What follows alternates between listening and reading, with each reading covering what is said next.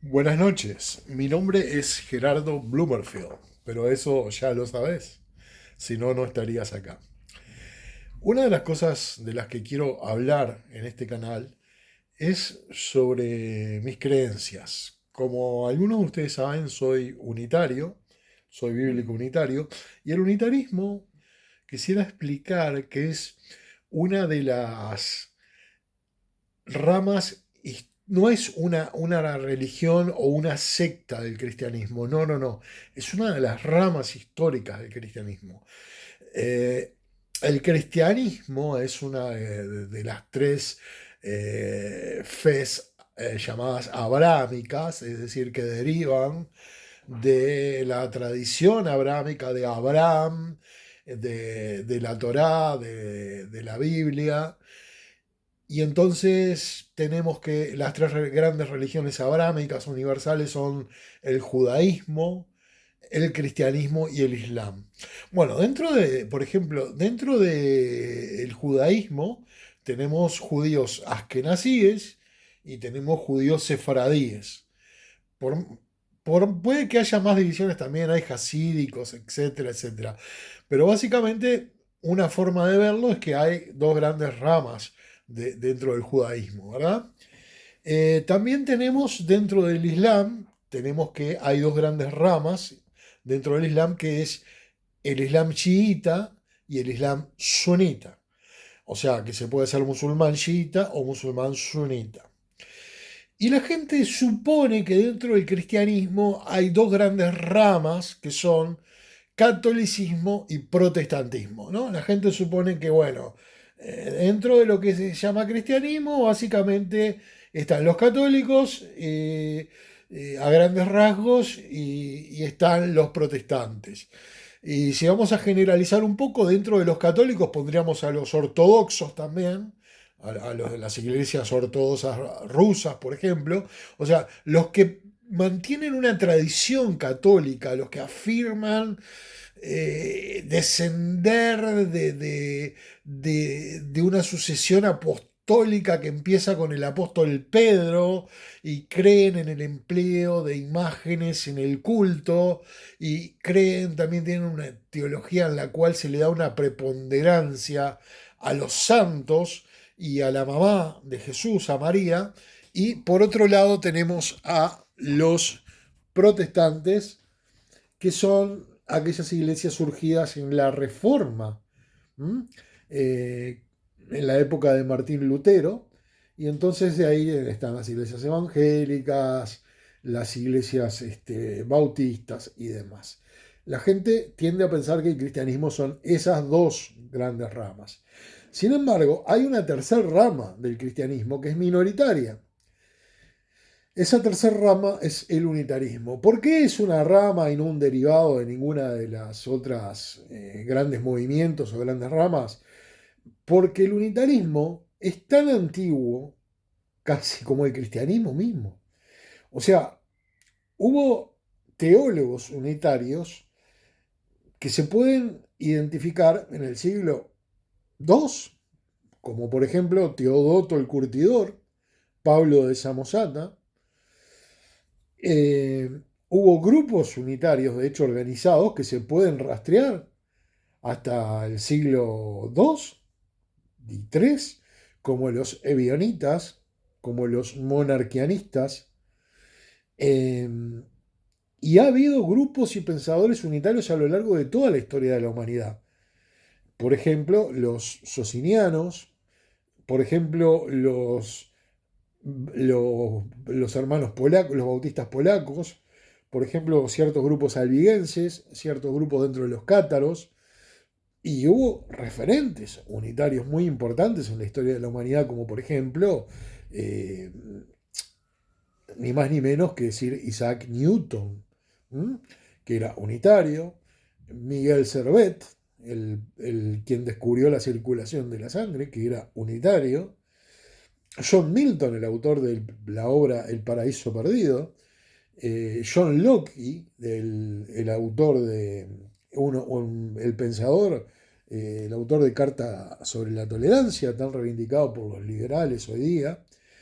Todos esos referentes fueron de fe unitaria. O sea que el unitarismo es una rama histórica del cristianismo, no desciende del catolicismo, no es una rama del catolicismo ni del protestantismo. Tiene su propia tradición histórica. Y los unitarios, de hecho, reivindicamos el cristianismo primitivo original. Nosotros afirmamos ser una continuación histórica, de hecho, con una línea ininterrumpida de las enseñanzas de Jesucristo en el primer siglo, y creemos firmemente que la tradición católica y la tradición protestante, la teología de estas dos grandes ramas, no representan las enseñanzas de los cristianos primitivos. No, las respetamos, pero creemos que no representan. Creemos que lo que enseñó Jesucristo cuando estuvo en la tierra fue muy diferente, lo que enseñó Jesucristo y sus discípulos, a lo que se enseña hoy en las iglesias. No tiene absolutamente nada que ver. Eso es lo que creemos. Para empezar, la razón de ser por la cual se nos llama unitarios implica que ya, desde el punto de partida, nosotros los unitarios tenemos un Dios diferente, no en nombre, porque uno puede decir, bueno, los musulmanes le llaman Alá, pero están hablando, ellos saben que es el Dios creador del universo y que es el Dios de Abraham, y bueno, y los judíos le llaman Hashem, pero están hablando más o menos del mismo Dios llamándole de diferente forma. No.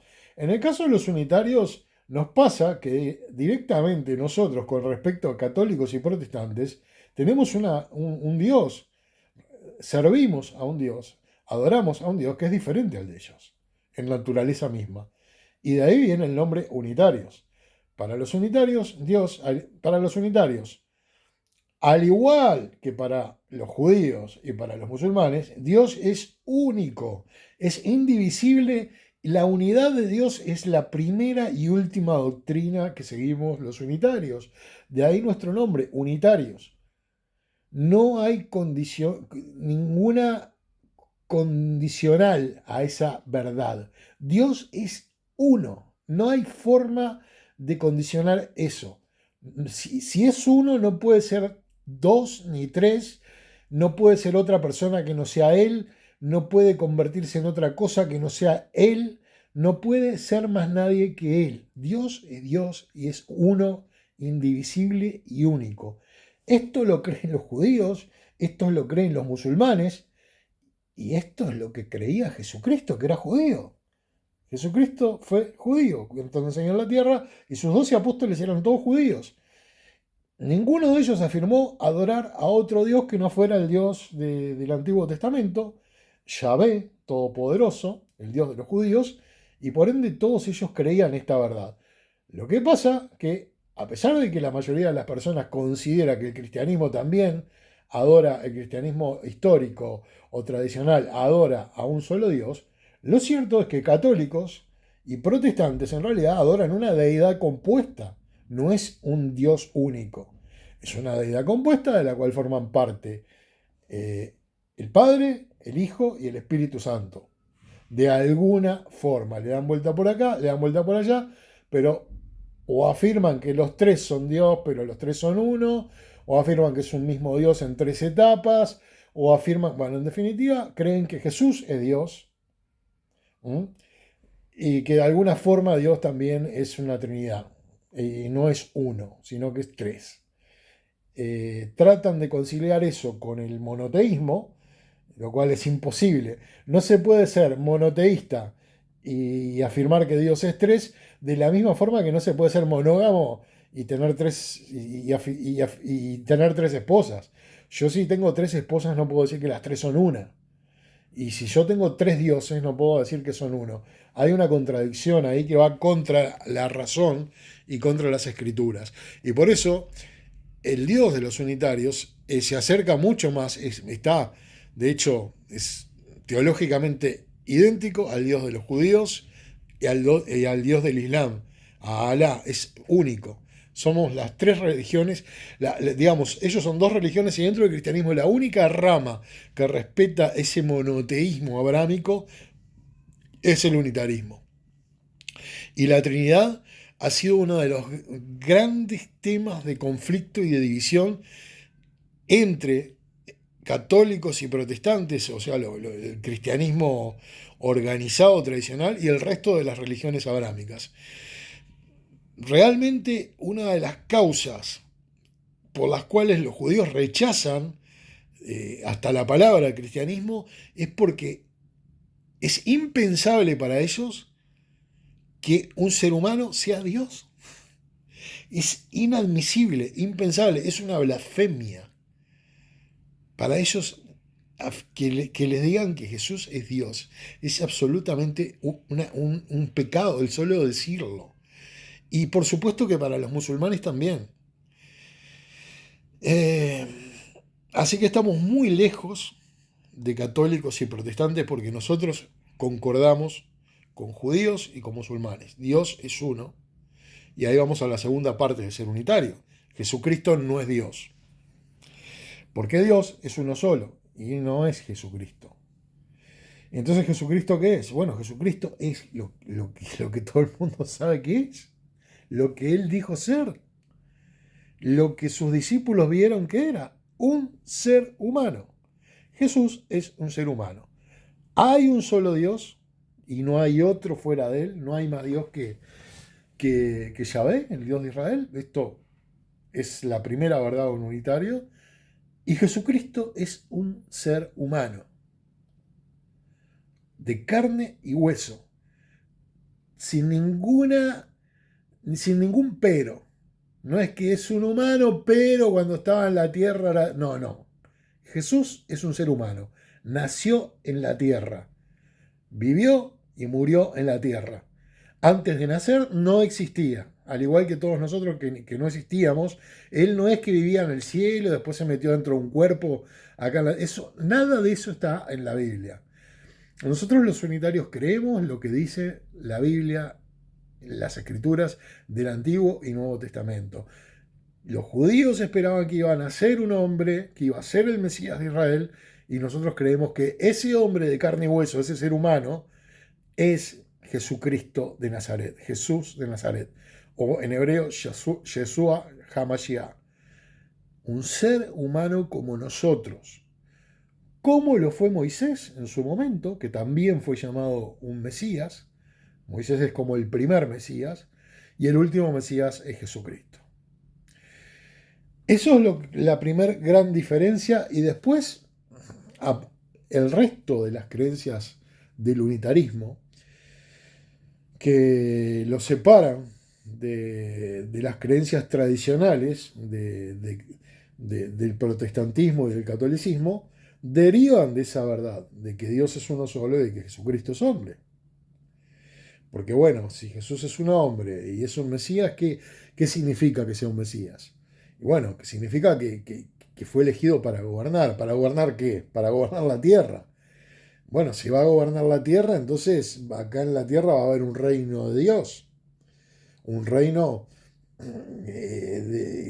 implantado por Dios en manos de este hombre, de este Mesías.